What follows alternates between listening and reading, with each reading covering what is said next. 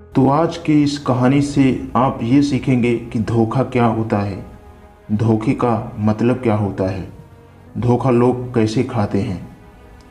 तो ये गौतम बुद्ध की कहानी आज उन लोगों के लिए है जो अपने लाइफ में एक बार नहीं बल्कि कई बार धोखा खा चुके हैं और संभल के चलना फिर भी नहीं सीख पाए हैं। तो आइए शुरू करते हैं। इस कहानी के माध्यम से आपको बहुत कुछ सीख मिलेगी। एक आदमी था और वह अपनी ज़िंदगी से कंटाल गया था और वह मरना चाहता था। वह पहाड़ी के छोर पे जाके बहुत ज़ोर से चिल्लाया। चिल्लाने के साथ साथ आवाज़ लगाई कि दुनिया इतनी बुरी क्यों है। उसी पहाड़ी के शिखर पर एक बौद्ध भिक्षु अपनी ध्यान साधना में लीन थे। इस युवा व्यक्ति के तेज क्रोधित आवाज़ को सुनकर वो ध्यान से जागे। उन्होंने देखते ही समझ लिया कि युवा व्यक्ति यहाँ आत्महत्या ही करने आया है।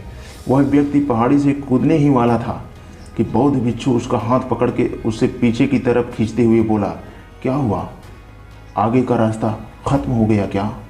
युवक व्यक्ति ने कहा, कैसा रास्ता, यहाँ तो कोई रास्ता है ही नहीं, मैं तो यहाँ से कूदकर आत्महत्या करने वाला हूँ। बौद्ध भिक्षु ने कहा, मरना तो एक दिन सबको है, लेकिन तुम्हें इतनी जल्दी क्यों है? युवा व्यक्ति ने कहा, क्योंकि ये दुनिया रहने लायक है ही नहीं। यहाँ सब स्वार्थी हैं, सब धोखेबाज हैं। हमने जिस पर भरोसा किया उसी ने मेरे को धोखा दिया। मेरे सगे भाई ने मेरे को धोखा दे दिया, मेरे मित्रों ने मेरे को धोखा दिया, लेकिन आज तो हद हो गई। मेरी पत्नी ने भी मुझे धोखा दे दिया। वो एक अमीर व्यापारी के साथ चली गई। इतने सारे धोखे मिलने के बाद अब मेरा इस दुनिया में जीने का कोई मतलब ही नहीं। इस स्वार्थी दुनिया में कोई भरोसे होने के लायक नहीं। बौद्ध भिक्षु ने कहा, क्या तुम स्वार्थी नहीं हो? क्या तुम पर भरोसा किया जा सकता है? व्यक्ति ने कहा, मैंने आज तक किसी को धोखा नहीं दिया, किसी के साथ विश्वासघात नहीं किया। आप चाहो तो मेरे गांव में जाकर पूछ सकते हो। लोग ही अक्सर मेरा फायदा उठाते रहते हैं, लेकिन मैंने किसी के साथ बुरा नहीं किया। बौद्ध भिक्षु ने कहा कि मैं ये कैसे भरोसा कर लूँ? तुम्हें मुझे ये करके दिखाना पड़ेगा कि तुम एक अच्छे व्यक्ति हो। व्यक्ति ने पूछा कि सिद्ध करने के लिए मुझे क्या करना पड़ेगा? भिक्षु ने कहा कि तुम्हें अपने 1 साल तक मेरे आश्रम में रहना पड़ेगा, तो मैं समझ जाऊंगा कि आप एक ईमानदार व्यक्ति हो। वो व्यक्ति बौद्ध भिक्षु के साथ 1 साल के लिए उनके आश्रम में रहने के लिए तैयार हो गया। बौद्ध भिक्षु उस युवा व्यक्ति को अपने आश्रम में ले गए और उसको अपना शिष्य बना लिया। अगले दिन सुबह होते ही बौद्ध भिक्षु ने उस शिष्य को अपने पास बुलाया और कहा कि मुझे तुम पर तो भरोसा नहीं है, लेकिन फिर भी तुम जाओ और भिक्षा मांग के लाओ, तब तक मैं तुम्हारे दूसरे गुरु भाइयों को शिक्षा दे रहा हूँ। उसने गुरु को प्रणाम किया और भिक्षा मांगने के लिए चला गया। उसने आज से पहले कभी भिक्षा मांगी ही नहीं थी, इसीलिए उसको बहुत तकलीफ हो रही थी। उसके मुंह से भिक्षा के लिए शब्द निकल ही नहीं रहे थे। उसका अहंकार उसे भिक्षा मांगने ही नहीं दे रहा था, लेकिन उसके अंदर एक अहंकार और था, गुरु की गलत सिद्ध करने का अहंकार। इसीलिए उसने भिक्षा मांगी और उस भिक्षा को लेकर वापस पहुंचा। उसके हाथ में भिक्षा देखकर गुरु ने कहा, तुम कुछ तो भरोसे के लायक हो। मैं सोच रहा था कि तुम नहीं मांग पाओगी, लेकिन तुमने गलत सिद्ध कर लिया। आओ मेरे साथ मेरी कुटिया में चलते हैं, वहाँ मैं तुम्हें कुछ दिखाना चाहता हूँ। गुरु शिष्य को अपने साथ कुटिया में ले गए। वहाँ कुटिया में एक मटकी रखी हुई थी। गुरु ने मटकी की ओर इशारा करते हुए कहा कि उस मटकी को देख रहे हो, उसमें जहर रखा हुआ है, और जहर भी ऐसा है कि अगर किसी को दे दो तो व्यक्ति बड़े आराम से मर सकता है और किसी को पता भी नहीं चलेगा कि उसकी मौत कैसे हुई है। युवा शिष्य ने कहा, लेकिन गुरुदेव, ये आप हमें क्यों बता रहे हैं? बौद्ध भिक्षु ने कहा कि मैं तुम्हें बस सावधान कर रहा हूँ कि कभी इसे गलती से खा मत लेना। कुछ दिनों बाद गुरु अपने शिष्यों के साथ एक जंगल से गुजर रहे थे। तभी कुछ जंगली लुटेरों ने अचानक उन पर हमला कर दिया। सभी शिष्य अपनी अपनी जान बचाकर इधर उधर भागने लगे। लेकिन ज़्यादा उम्र होने की वजह से गुरु भाग नहीं सकते थे। ये बात उस युवा शिष्य ने जानी और अपनी बहादुरी का प्रदर्शन करते हुए उनको बचाया और उन्हें आश्रम में लेके आया। आश्रम पहुंचकर गुरु ने उस शिष्य की सभी के सामने बहुत ही प्रशंसा की और कहा कि तुम सभी लोगों से अच्छा तो मेरा ये नया शिष्य है जिसने अपनी जान पर खेलकर मेरी जान बचाई और मुझे सुरक्षित यहाँ तक ले आया। आज से मुझे इस पर पूरा भरोसा है। उस दिन के बाद से हर सुबह जब भी उसे गुरु मिलते तो उसे एक बात ज़रूर कहते कि मुझे तुम पर पूरा यकीन है। धीरे धीरे गुरु का उस शिष्य पर भरोसा बढ़ता चला जाता है और वो इतना बढ़ गया कि गुरु ने एक दिन उस शिष्य को अपने पास बुलाया और कहा, मेरा कोई पुत्र नहीं है लेकिन तुम मेरे पुत्र जैसे ही हो। अब मेरी उम्र हो चुकी है, मैं बूढ़ा हो गया हूँ, इसीलिए मैं चाहता हूँ कि मेरे मृत्यु के बाद इस आश्रम की बागडोर तुम अपने हाथों में ले लो। शिष्य ने कहा, गुरुदेव अगर आपकी यही इच्छा है तो मैं आपकी खुशी के लिए ये जिम्मेदारी भी उठाऊंगा। इतना कहकर शिष्य वहाँ से चला गया। कुछ दिनों बाद गुरु बीमार पड़ गए तो उन्होंने आश्रम के सभी शिष्यों को बुलाकर एक घोषणा कर दी कि मेरे बाद इस आश्रम का संचालक यह युवा शिष्य करेगा। धीरे धीरे दिन बीतने लगे और उस युवा शिष्य के मन की बेचैनी बढ़ने लगी। वो जल्द से जल्द आश्रम को अपने कब्जे में लेना चाहता था। वो हर सुबह गुरु के पास जाकर यही देखता कि गुरु के स्वास्थ्य में कोई प्रभाव पड़ा है या नहीं, लेकिन गुरु का स्वास्थ्य तो दिन पर दिन अच्छा होता जा रहा था। अब तो उसके सब्र का बांध भी टूटने लगा। उसकी तो नींद उड़ गई। वो हर समय यही सोचता रहता कि कैसे गुरु को रास्ते से हटाया जाए और किसी को पता भी न चले।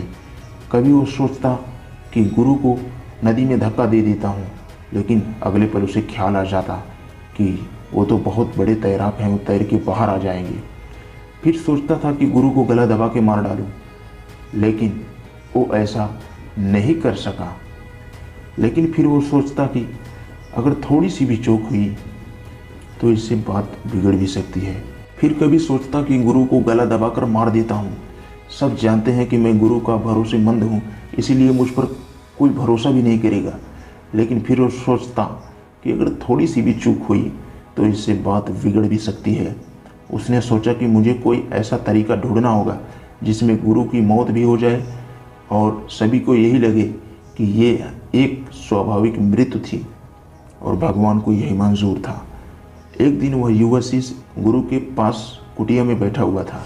तभी उसकी नज़र ऊपर लटकी हुई मटके पर पड़ी कि उसको याद आ गया कि गुरु ने बोला था कि इसमें जहर है, अगर ये जहर किसी को खिला दोगे तो मौत हो जाएगी, लेकिन किसी को मालूम भी नहीं चलेगा।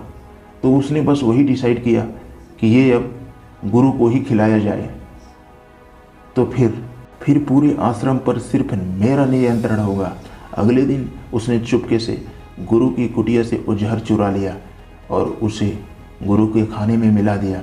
गुरु ने वो खाना खा लिया और रात में सोने चले गए। लेकिन जब सुबह हुई तो पूरा आश्रम जागा और गुरु नहीं जागे। शिष्यों ने गुरु के कुटिया में जाकर देखा तो पता चला कि गुरु की तो मौत हो गई। जब ये बात उस युवा शिष्य को पता चली तो वो अंदर अंदर बहुत ही खुश हुआ और आश्रम को अपने नियंत्रण में लेने का काम शुरू कर दिया।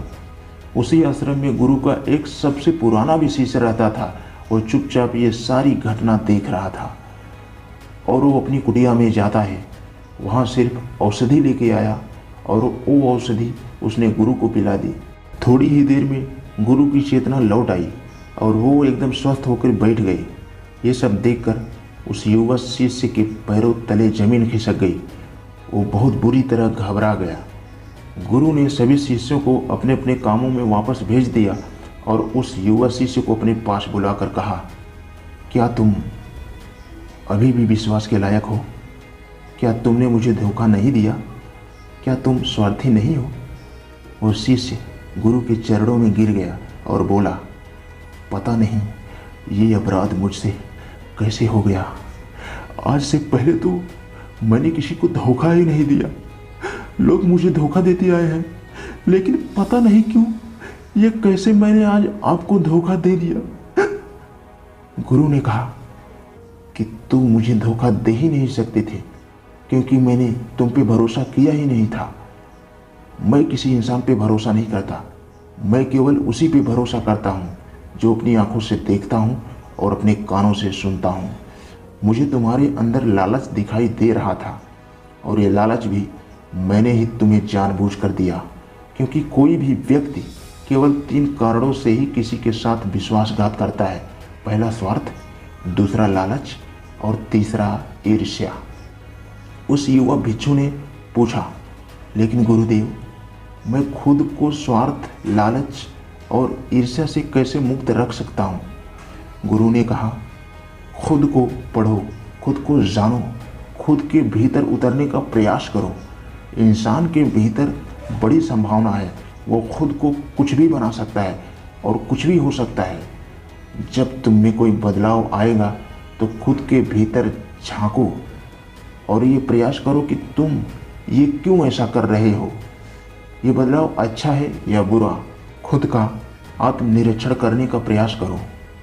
गुरु के ये शब्द सुनकर उस शिष्य ने गुरु के पैर पकड़ लिए और कहा, गुरुदेव, मैं आपका हिस्सा बन के रहना चाहता हूँ और ये ज्ञान प्राप्त करना चाहता हूँ कि मैं कौन हूँ, क्या हूँ और मैं क्यों ऐसा कर रहा हूँ। गुरु ने कहा, हमारे आसपास ऐसे बहुत से लोग हैं और ऐसे बहुत से लोग हुए हैं जो ये बात की मिसाल हैं, जिसने अपने ईर्ष्या को वश में करके किसी को धोखा नहीं दिया, किसी के साथ विश्वासघात नहीं किया।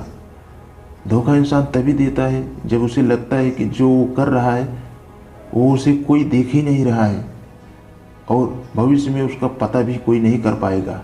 और बीच बीच में खुद की जांच पड़ताल करते रहो कि जिस धोखे से तुम बचना चाहते हो, कभी ऐसा धोखा तुमने किसी दूसरे के साथ तो नहीं कर रहे हो।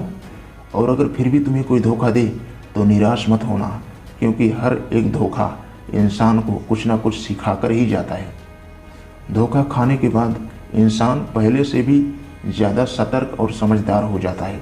इसीलिए सिर्फ एक धोखे की वजह से खुद की ज़िंदगी को बर्बाद मत करो और इसे एक सीख समझकर आगे बढ़ जाओ।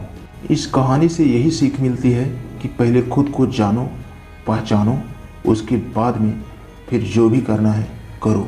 लालच बहुत बुरी चीज़ है, ये सब लोगों को पता है, लेकिन हर इंसान कहीं ना कहीं लालच का शिकार हो ही जाता है। अब उस आदमी को एक छोटी सी गलती के लिए कितना पापड़ बेलना पड़ा। तो उम्मीद करता हूँ दोस्तों ये कहानी आपको अच्छी लगी होगी। ऐसा ही वीडियो देखने के लिए हमारे चैनल पे बने रहें।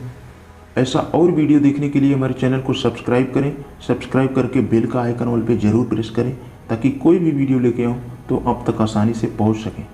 आज के लिए बस इतना ही, मिलते हैं किसी नेक्स्ट वीडियो के साथ।